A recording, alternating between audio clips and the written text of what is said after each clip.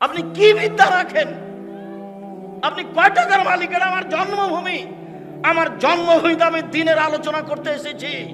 আপনার সাথে আমার অগাধ ভালোবাসা আছে। আপনি কেন সেখানে কথা বলবেন? জাতির যদি রাস্তাঘাট করে দিতে না পারি, জাতির যদি স্কুল কলেজ করে দিতে না পারি, জাতিকে চূড়ান্ত সঠিক ধর্ম দিতে পারবো ইনশাআল্লাহ। ধর্মের ব্যাপারে জাতিকে ফাঁকি দিয়ে পরকাল হারাতে রাজি নই। জন্মভূমিতে বক্তব্য দিতে এসেছি। আপনি কোন শরমে ওখানে কথা বলছেন? কেন? কেন বলবেন আপনি? এটা আবার জন্মভূমি।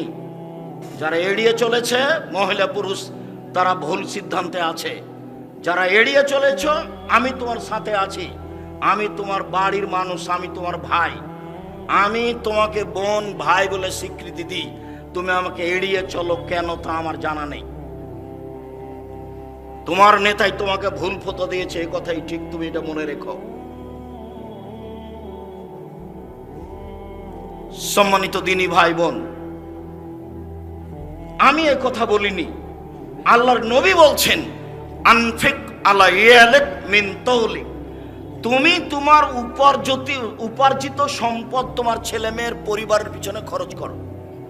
তুমি তোমার উপার্জিত টাকা দিয়ে ছেলে মেয়ে লালন পালন করো।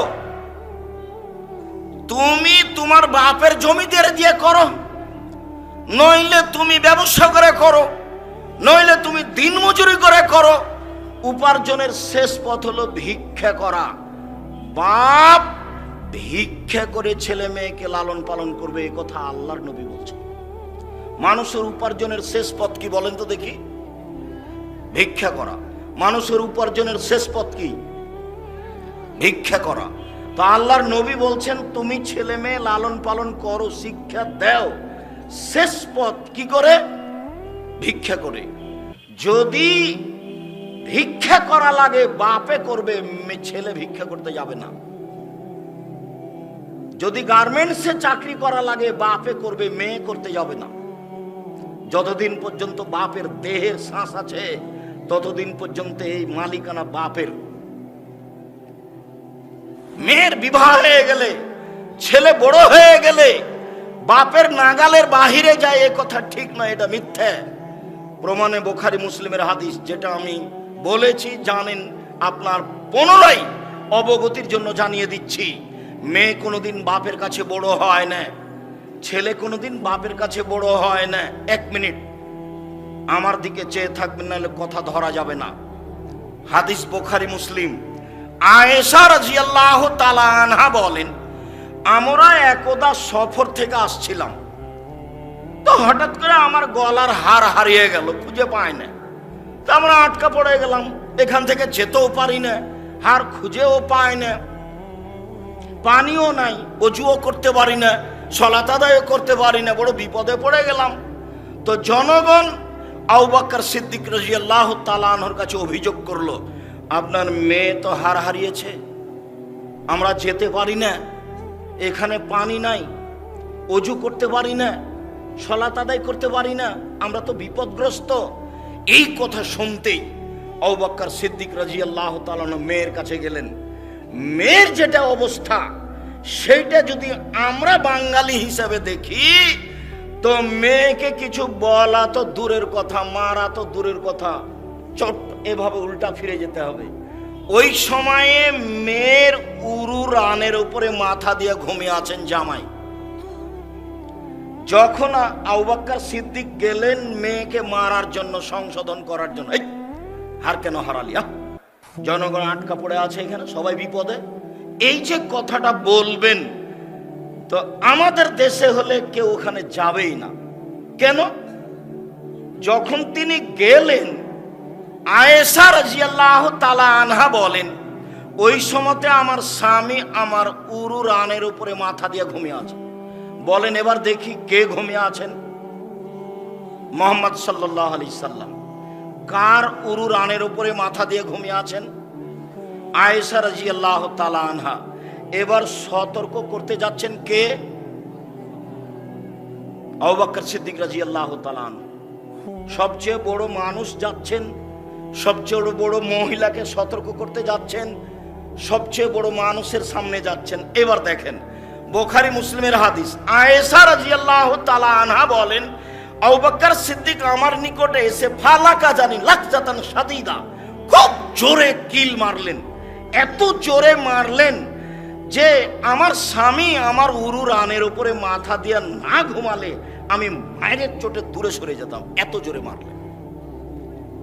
মায়ের কারণে আমি দূরে সরে যেতাম, আমাকে এত জোরে মারলেন। সবচেয়ে বড় মানুষে মারলেন। নবী রাসূল ব্যতীত আদম থেকে নিয়ে কিয়ামত পর্যন্ত যত মানুষ এসেছে, যত মানুষ আছে, যত মানুষ আসবে, সবার চেয়ে দামি মানুষ আবু বকর সিদ্দিক রাদিয়াল্লাহু তাআলা, নবী রাসূল ব্যতীত, যিনি মারলেন। আর যাকে মারলেন তিনি হলেন আয়েশা রাদিয়াল্লাহু তাআলা আনহা, পৃথিবীতে সবচেয়ে দামি মহিলা। কামালা মিনার রিজালি কাসীর আলাম ইয়াকবাল মিন নিসা ইল্লা তালাসা, বহু পুরুষ বড় বড় মর্যাদা লাভ করেছে, মহিলারা পারেনি, মাত্র তিনজন। বিনতে ইমরান, ইমরানের মেয়ে মারইয়াম, ইমরাত ফেরাউন, ফেরাউনের স্ত্রী আসিয়া, ফাজলু আয়েশা আলা সাইরিন নিসায়ে কাফাজলি সারিদে আলা সাইরিত তামে, আয়েশার সম্মান সব মহিলাদের উপরে। সারিদ খাদ্য যেমন সব খাদ্যের উপরে, গোস্তের ঝোলে রুটি ভিজালে তাকে সারিদ খাদ্য বলে। তো সারিদ খাদ্য যেমন সব খাদ্যের উপরে ভালো সুস্বাদু, সব নারীর উপরে দামি নারী হলেন আয়েশা, যাকে মেরে দিলেন। আর যার সামনে মারলেন ইনি হলেন মুহাম্মদ সাল্লাল্লাহু আলাইহি সাল্লাম। এবার সবচেয়ে বড় মানুষে মারলেন, সবচেয়ে বড় মহিলাকে মারলেন, সবচেয়ে বড় মানুষের সামনে মারলেন, জামাইয়ের সামনে মারলেন, দিন দুপুরে মারলেন, বিবাহদারী মেয়েকে মারলেন, হাত দিয়ে মারলেন, হাজারো মানুষের সামনে মারলেন, সবচেয়ে বড় মানুষে মারলেন, সবচেয়ে বড় মহিলাকে মারলেন, সবচেয়ে বড় মানুষের সামনে মারলেন, জামাইয়ের সামনে মারলেন, বিবাহদারী মেয়েকে মারলেন, পূর্ণ যুবতী মেয়েকে মারলেন, হাত দিয়ে মারলেন, খোলা মাঠে মারলেন। এত বড় বাপে এত বড় বেটিকে এত বড় মানুষের সামনে এইভাবে মেরে দিলেন। আর আমার মেয়েটা ঢং ঢং করে হেঁটে বেড়াচ্ছে, আমি তাকে ধমক দিতে পারি না, আমি আমার বাপ, ওরকম কাপুরুষ বাপ বেঁচে থাকার চেয়ে মরে যাওয়া ভালো। চিন্তা করবেন না আপনার ছেলে মেয়ে জামিয়া সালাফিয়া লালন পালন করবে, 5000 ছেলে মেয়ে আছে, কাল যদি আরো 5000 যায় সমস্যা নাই ইনশাআল্লাহ। জামিয়া সালাফে কত ছেলে মেয়ে আছে? 5410 জন এতিম আছে, 300 জন শিক্ষক শিক্ষিকা আছে, প্রতি মাসে বেতন লাগে 32 লক্ষ, প্রতি মাসে রামাজানে লাগে 48 লক্ষ, কুরবানিতে লাগে 48 লক্ষ। প্রত্যেক দিন বিকালে দিনাজপুর ঢাকা রাজশাহী মিলে অনুমান লেবার মিস্ত্রি বিল, টিন মিস্ত্রি, আপনার রাজমিস্ত্রি, কাঠ মিস্ত্রি, কত যে মিস্ত্রি আছে, আনুমানিক 50 থেকে 80 থেকে 1 লক্ষ টাকা বিল আছে প্রত্যেক দিন বিকালে।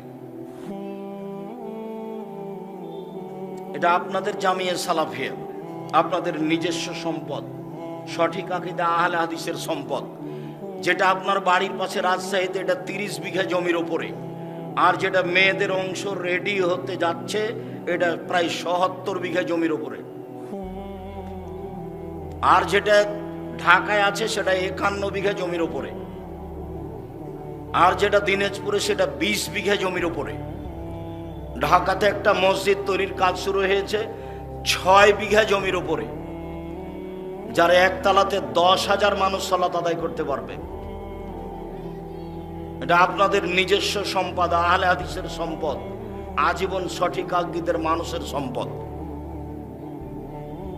সম্মানিত দিনী ভাই বোন, দুশ্চিন্তার কিছু নেই। আপনাকে আমি এত কিছু বলার পরে তুচ্ছ মনে করিনি, আপনি আমার দিনী ভাই।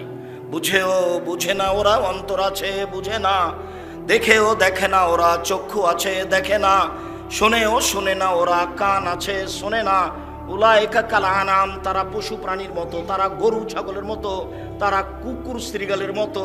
আল্লাহ আমাদেরকে কুকুর শ্রীগাল বলেননি, বলছেন যে কুকুর শ্রীগালের মতো। আমাদের চোখ আছে, দেখি না কেন? দেখা ভালো। আমাদের কান আছে, শুনি না কেন? শোনা ভালো। আমাদের অন্তর আছে, বুঝি না কেন? বুঝা ভালো, বুঝতে পারবো। বুঝি না যখন, তখন আমরা কুকুর শ্রীগালের মতো। ভালো দেখতে পারি, দেখি না যখন, তখন আমরা কুকুর শ্রীগাল পশু প্রাণীর মতো। ভালো শুনতে পারবো, শুনি না যখন, তখন আমরা কুকুর শ্রীগাল পশু প্রাণীর মতো। জবাব আমি দিব, জবাব আপনি দিয়ে। মেয়ে কেন রাস্তায় হাঁটছে? এখন হাঁটছে, এখন। এটা আমার জন্মভূমি, আমি খুব ভালোভাবে জানি। যে মেয়েটা পর্দা করে না কেন? বলে ওটা নাকি তার ভাই, এটা নাকি তার চাচা। আরে অবাক কথা! নিজ চাচার সামনে খোলা, নিজ চাচা তো চাচার সামনে যাওয়া যাবে না। দাদা দুইটা, ওর নিজের দাদার দুইটা ছেলে, ওর বাপ একটা, ওর নিজ চাচা একটা। এদের দুইজনের সামনে পর্দা নেই, একটা বাপ আর একটা নিজ চাচা। বাকি আর এক দাদার যেগুলো আছে তার সাথে পর্দা করতে হবে। তো গ্রামের ওই পাড়ার লোকটার সাথে পর্দা করতে হবে না, ও আমার ভাই। এ কথা কি বেঢঙ্গা কথা? খালি বললেই হলো। দেবীনগরে বাড়ি, জন্মভূমিতে বাড়ি, এলাকাতে পল্লী অঞ্চলে বসবাস করি, দিয়ারে বসবাস করি, তাই আমি গরু ছাগল, এ কথা তো বিচারের মাঠে চলবে না। তাই আমি পশু প্রাণী, এ কথা তো বিচারের মাঠে চলবে না। বিচারের মাঠে যা বিচার হওয়ার তা হবেই। সেদিন আমার আপনার কি হবে? সম্মানিত দিনী ভাই বোন, বলছিলাম যে যেখানে আছেন, আপনি আমার দিনী ভাই, আপনি আমার দিনী বোন, আপনাকে আমি অনেক ভালোবাসি। যাচ্ছিলাম, মহান আল্লাহ বলেন, ইদাল মাউদাতু সুইলাত বিআইয়ি দামবিন কুতিলাত। যেই মেয়েকে জীবিত পুঁতে দেওয়া হয়েছে, সেই মেয়েকে বিচারের মাঠে জিজ্ঞাসা করা হবে, বলো তো তোমাকে কোন অপরাধে হত্যা করা হয়েছে। তার মানে জাহেলিয়াতের যুগে মেয়েদেরকে, জীবিত মেয়েদেরকে পুঁতে দেওয়া হতো। আল্লাহ বলছেন এই কথা। এটা হলো মেয়েদের অবস্থা, যেটা আপনি এখন দেখতে পাচ্ছেন। ধারাবাহিক যদি 3টে মেয়ে হয়, তাহলে তার স্বামী তাকে তালাক দিচ্ছে। যে তালাক দিচ্ছে সেও জাহেল, যে তালাক দিচ্ছে সেও জাহেল, অশিক্ষিত মূর্খ মানুষ। ওকে সবাই বলছে মাস্টার ডিগ্রি পাস, বড় ডাক্তার। ও মাস্টার ডিগ্রি পাস, বড় ডাক্তার হলো কি করে? আমাদের দেবীনগরের নাকি বা পাশের এলাকার সেই নাকি ছেলেটা খুব মেধাবী, লন্ডন থেকে পড়ে এসছে, সেই নাকি বড় ডাক্তার, পিজি হাসপাতালের ডাক্তার, 3 লক্ষ টাকা নাকি তার বেতন। সেই দিন আমাদের গ্রামে আসলো, তো গাড়ি থেকে নামলো, দেখলাম প্যান্ট পরে আছে, প্যান্টটা টাকনোর নিচে আছে, দেখি গলায় টাই আছে, দেখি দাড়ি চাঁচা আছে, দেখি হাতে সিগারেট আছে। একটু পরে বৌমা গাড়ি থেকে নামলো, দেখি বৌমার গায়ে হালকা হালকা কাপড় আছে। একটু পরে দেখি পুতিন গাড়ি থেকে নামলো, দেখি গায়ে কাপড় নেই। একটু পরে দেখি গাড়ির পিছন দিকে কুকুর আছে। তাই নাকি শিক্ষিত ডাক্তার। তো আমাদের দেবীনগরের লোক গেছে তার কাছে চিকিৎসা নিতে, ও দিয়েছে 6টা পরীক্ষা। 6টা পরীক্ষা দিয়েছে, 1000 টাকা নিয়ে নিয়েছে। পরীক্ষায় কত টাকা লেগেছে, ও আবার প্রেসক্রিপশন লিখছে। ও জানে যে যে ওষুধ লিখছে এর চেয়ে ভালো ওষুধ আছে, কিন্তু এই ওষুধ লিখছে কেন? এই কোম্পানি তাকে টাকা দিয়েছে। এ তো আস্ত প্রতারক ডাক্তার, এর বাপের টাকা পয়সা সবই যে শেষ। যে আমাদের তো এটা স্কুল মাঠে সবাই শিক্ষিত মানুষ, বড় ছোট সবাই। চট করে বললে একটা কথা মনে পড়বে আপনার, ওই যে নৌকায় উঠেছিল বাবু। তো বাবু মাঝিকে বলছে, মাঝি চাঁদ কেন বাড়ে কমে রে? তো জানে না, তো বারবার বলছে, তোর জীবন দেখি 4 আনায় মিছে, তোর জীবন দেখি 8 আনায় মিছে, তোর জীবন দেখি 12 আনায় মিছে। এবার বাতাস উঠেছে, নৌকা হিলে উঠেছে। মাঝি বলছে, বাবু সাঁতার জানো বাবু? তখন বাবু বলছে, না রে মাঝি না। তখন মাঝি বলছে, এখন দেখি আপনার জীবন 16 আনায় মিছে, দেখি আপনার টাকা পয়সা 16 আনায় মিছে। বাপ বেটা সবাই খারাপ, টাকা লস গেছে, আস্ত শয়তান, একটা প্রতারক, ধোঁকাবাজ। ওকে পড়ালছেন কেন? ওকে পড়ালছেন কেন? আপনার ছেলেকে যদি আমি অশিক্ষিত প্রমাণ করতে না পারি, আমি আব্দুর রাজ্জাক বিন ইউসুফ আর কোনোদিন বক্তব্য দেব না। আমার জন্মভূমি থেকে বক্তব্য শেষ।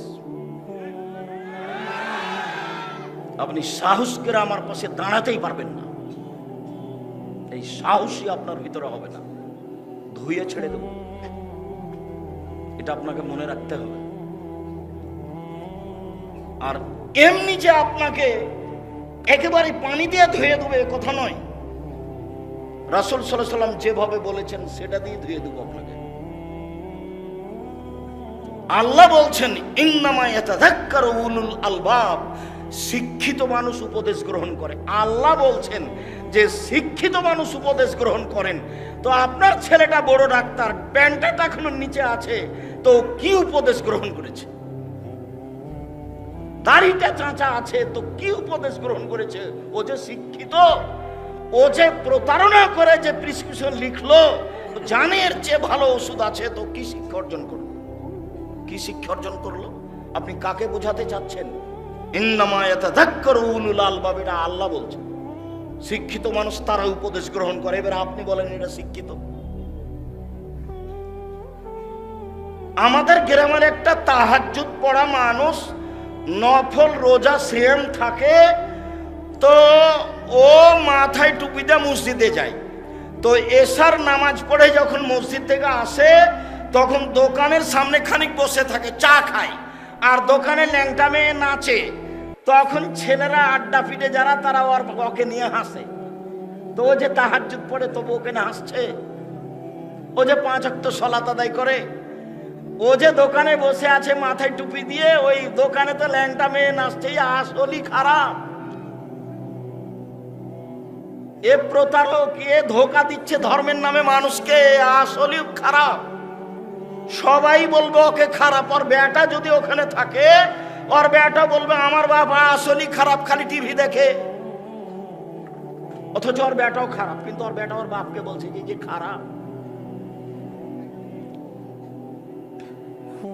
আপনি যে নিজেকে ভালো করতে চাচ্ছেন, কি দিয়ে করবেন? পথঘাট নেই, একেবারে নিরুপায় আপনি। বলছিলাম সম্মানিত দিনী ভাই বোন, মহান আল্লাহ বলেন জীবিত পুঁতে দেওয়া মেয়েকে জিজ্ঞাসা করা হবে, বলো তো তোমাকে কোন অপরাধে হত্যা করা হয়েছে?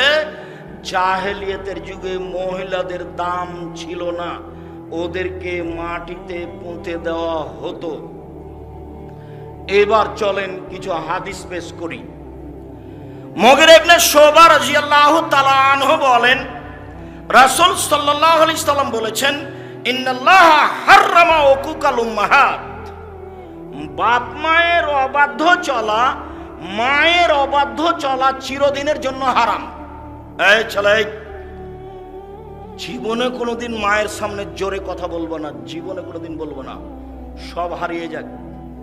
তুমি দেখছো বাড়িতে আমার মায়ের চেয়ে খারাপ মানুষ কেউ নাই। আরে আমার ছেলে আর আমার বোনের ছেলে এক জায়গাতে খেতে বসেছে, দেখি মাছের বড় টুকরাটা, মাথাটা আমার মা আমার বোনের ছেলেকে দিল। আরে টাকা দিয়ে আমি আর আমার মা খালি দিন রাত গীত গায় আমার বোনের, আমার বড় ভাইয়ের ছেলে। দেখা যাচ্ছে যে বাড়িতে সবচেয়ে খারাপ তোমার মা। তোমার মা যতই খারাপ হোক, তুমি মুখ খুলতে পাবা না, মুখ খোলাই তোমার নিষেধ। দেখো, মা যেখানে থাকে সেখানে তুমি জোরে হেঁটে যেতে পাবা না, তুমি জোরে হাত হিলাতে পাবা না, জোরে তুমি কথা বলতে পাবা না, সব আল্লাহ নাকচ করে দিয়েছে। ক্ষেপে কিছু বলা তো বহুদূরের কথা। একজন লোক এসে বলছে, আল্লাহর নবী, আমার বাপ মা আমার কাছে কি পায়? তো তোমার বাপ মা তোমার কাছে কি পায় মানে? হুমা জান্নাতুন নারকা, তারাই দুজন তোমার জাহান্নাম, তারাই দুজন তোমার জান্নাত, ওরাই তোমার জাহান্নাম, ওরাই তোমার জান্নাত। তোমার বাপ মা তোমার জাহান্নাম, তোমার বাপ মা তোমার জান্নাত। আল্লাহ রাসূল বলছে, মায়ের পায়ের নিচে জান্নাত, এ কথাই ঠিক। স্বামীর পায়ের নিচে জান্নাত, এ কথা ঠিক নয়। মায়ের পায়ের নিচে জান্নাত, এ কথাই ঠিক। যত মানুষ সেখানে আছেন, আজকের পর থেকে আর মরা পর্যন্ত কোনোদিন মায়ের সামনে জোরে কথা বলবেন না। প্রয়োজনে কান ধরে এভাবে বলেন, যা বলেছে আস্তাগফিরুল্লাহ ওয়া আতুবু ইলাইহি। জিন্দেগিতে যতদিন আমার বাপ মা বেঁচে আছে ওদের সামনে জোরে কথা বলবো না। আর ভুলেও কোনোদিন অ্যাকাউন্ট বউয়ের নামে খুলিও না, বউয়ের নামে অ্যাকাউন্ট খুলবেন না। বউয়ের নামে যদি অ্যাকাউন্ট খুলেন, টাকা যদি বেশি হয় তো পালিয়ে যাবে আর একজনের সাথে। তখন তুমি কাঁদবা, তোমার বাপ কাঁদবে, তোমার মা কাঁদবে, তিনজন একসাথে। এই কাজ করবো না সবাই। বাপ মায়ের নামে অ্যাকাউন্ট খুলতে হবে তুমি যদি বিদেশে থাকো। আমি যখন বক্তব্য বিদেশে গিয়ে দিই, সেটা যে দেশই হোক, তখন বক্তব্যের একটা অংশ আমি বলি, দেখো ভুলেও বইয়ের নামে অ্যাকাউন্ট খুলিও না গো, ভুল হবে, টাকা কিন্তু নিয়ে পালিয়ে যাবে। তুমি 5 বছর থাকো না স্ত্রীর কাছে, ওর যে কত বন্ধু বান্ধব আছে তুমি তো জানো না। তুমি এই কাজ করিও না, ভুল। বাপ মাকে মূল্যায়ন করতে শিখবেন। চিরদিনের জন্য বাপ মায়ের অবাধ্য চলা চিরদিনের জন্য হারাম।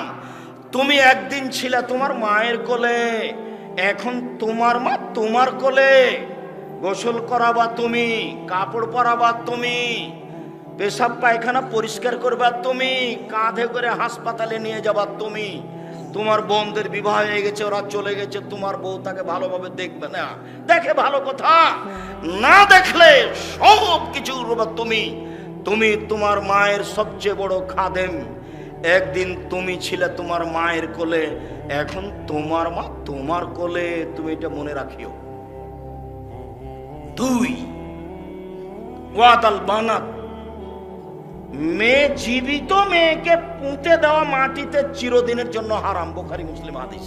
আল্লাহ নবী বলছেন, জীবিত মেয়েকে মাটিতে পুঁতে দেওয়া হতো, প্রমাণে বুখারী মুসলিমের হাদিস। মানা ওয়াহাতিন, কৃপণতা করো না, কৃপণ হবেন না। চট করে আর একটা বাক্য আসলো, তাই এটুকু বলে রাখছি, কৃপণ কাকে বলে। মাদ্রাসার জালসা হচ্ছে, ওরা সাহায্য চাইলো, আমি এসেছিলাম, চলে গেলাম, মনটা চেয়েছে 10 টাকা দেওয়ার, তবু দিলাম না, চলে গেলাম। একটা কথা মনে রাখবেন, লোকটা দান চাচ্ছে, ওর প্রয়োজনে চাচ্ছে, চাইলাম দিলাম, চাইলাম দিলাম না, এটা কথা নয়। দান হচ্ছে ইবাদতের জগতে সবচেয়ে শক্তিশালী ইবাদত। দান হচ্ছে ইবাদতের জগতে সবচেয়ে শক্তিশালী ইবাদত। এত পাওয়ারফুল ক্ষমতাধর ইবাদত পৃথিবীতে নেই। হ্যাঁ, 5 ওয়াক্ত সালাত আদায় করতে হবে। পৃথিবীতে ব্যতিক্রম ইবাদত হলো 5 ওয়াক্ত সালাত, ভিন্ন ধরনের বিরল অবাক ইবাদত। কোনো সমস্যা বুঝে না।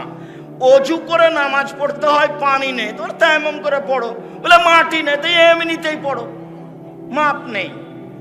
দাঁড়িয়ে নামাজ পড়তে হয়, বলে দাঁড়িয়ে পারছি না, বসে পড়ো, কেবলা বোঝা যায় না, তুই এমনিতেই পড়ো। বলে পরিষ্কার কাপড় পরে সালাত আদায় করতে হয়, পরিষ্কার কাপড় নেই, যাতে পেশাব পায়খানা লেগে আছে সেটাই পরে পড়ো। কিছুই যে নাই, আমি উলঙ্গ হয়ে আছি, বলে এই অবস্থাতেই পড়ো, এর নাম নামাজ, এর নাম সালাত। এটা ব্যতিক্রম ইবাদত পৃথিবীতে। কারোর কোনো সমস্যা বুঝে না। এই ইবাদত করলে নেকি আপনার হবে। আপনার মা মারা গেছে, কবরে কোনো উপকার আসবে না, কোনো উপকারে আসবে না। ইবাদতের জগতে দামি ইবাদত সিয়াম, রোজা। এত দামি ইবাদত পৃথিবীতে নেই। বৃহস্পতিবার রোজা থাকবেন, সোমবারে থাকবেন, প্রতি মাসে 3 দিন থাকবেন, থাকা উচিত। এত দামি ইবাদত করলে নেকি আপনার মায়ের কোনো উপকার হবে না। আপনি 10 টাকা, 20 টাকা, 5000 টাকা আপনার মায়ের নামে দান করেন, কবরের শাস্তি বন্ধ হয়ে যাবে। হাদিস সহিহ। দানের বিষয়টি ভিন্নভাবে মনে রাখবেন। বলছিলাম, জীবিত মেয়েকে মাটিতে পুঁতে দেওয়া চিরদিনের জন্য হারাম, প্রমাণে বুখারী মুসলিমের। এই বাচ্চাই, এই বেঢঙ্গার মতো এটা যাচ্ছে কেন, তুমি খেয়াল করলে না? ও তো এসব কথা বুঝে না। ও যার সামনে দিয়ে যাবে সে তো কথা ধরতে পারবে না। ভিতরে বাচ্চা থাকলে ওদেরকে বসিয়ে রাখবেন, ধৈর্যের পরিচয় দিবেন। আমি আব্দুল্লাহ বিন ফজল রাহিমাহুল্লাহ বক্তব্য দিতে আসিনি যে ভোর পর্যন্ত বক্তব্য দেব। বিরক্তির কিছু নেই। আপনার বিরক্তি হতে আসার আগেই আমি কথা শেষ করব। আমি ফজর পর্যন্ত বক্তব্য দিতে পারি না। অতএব বসে থাকেন আর দাঁড়িয়ে থাকেনি, এক পায়ে দাঁড়িয়ে আপনি আমার দিকে চেয়ে থাকবেন, আপনার কিছু না কিছু আমি উপকার করবই করব ইনশাআল্লাহ। সালমা ইবনে ইয়াজিদ আল জৌফি বলছেন, ইনতালাকনা আনা ও আখি ইলা নবী সাল্লাল্লাহু আলাইহি ওয়াসাল্লাম। আমি আমার ভাই রাসূলের কাছে গেলাম, গিয়ে বললাম, ইয়া রাসূলুল্লাহ, ইন্না উম্মানা মুলাইকা, আমাদের মা মুলাইকা, তাসিলুর রাহিমা ও তাকরিদ দাইফা ও তাফালু তাফালু, আমাদের মা মুলাইকা ভালো আচরণ করত মানুষের সাথে। আমাদের মা মুলাইকা মানুষকে, মেহমানকে খেতে দিত খুব বেশি। আমাদের মা মুলাইকা এই এই সব ভালো কাজ করত।